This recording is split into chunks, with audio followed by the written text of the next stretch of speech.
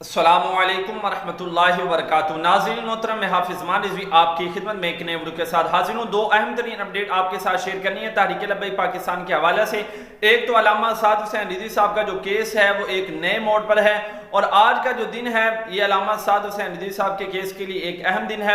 اور دوسرا، تحریک لبیک پاکستان نے ایک مطالبہ کیا ہے۔ دونوں اپڈیٹ آپ کے سامنے رکھتا ہوں۔ اس سے پہلے گزارش ہے کہ چینل کو سبسکرائب کر لیں تاکہ اس طرح کی نیو اپڈیٹ آپ کو بر وقت ملتی رہے۔ تو ناظرین محترم، آپ کو بتاتا چلا جاؤں، سب سے پہلے آپ کو بتاؤں کہ بلوچستان کے اندر جو زلزلہ آیا ہے، تو اس حوالے سے تحریک لبیک پاکستان نے حکومت وقت سے یہ مطالبہ کیا ہے کہ وہاں پر جتنا بھی مالی نقصان ہوا ہے، یا جو شہید ہوئے ہیں، یا جن کا جس لحاظ سے جو ہے وہ نقصان ہوا ہے، تو ہم حکومت وقت سے مطالبہ کرتے ہیں کہ آپ ان کے لیے کوئی مالی پیکج بنائیں اور ان کی امداد کریں۔ اور انہوں نے یہ بھی کہا ہے کہ ہم ان کے دکھ کے اندر جو ہیں وہ شریک ہیں، ہمیں بھی افسوس ہے، اللہ تعالیٰ ان کی جو ہے وہ کرم نوازی کرے ان پر اللہ تعالیٰ اپنے۔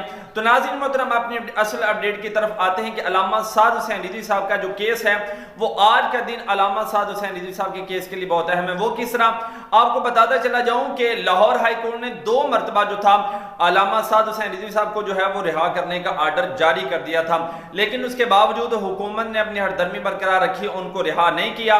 اور جج صاحب جو تھے اس بات پر انہوں نے شدید غصہ کیا، اور انہوں نے 8 اکتوبر یعنی کہ آج جو ہے وہ سپریڈینٹ جو جیل ہے اس کو اپنے ذاتی طور پر انہوں نے طلب کیا ہے۔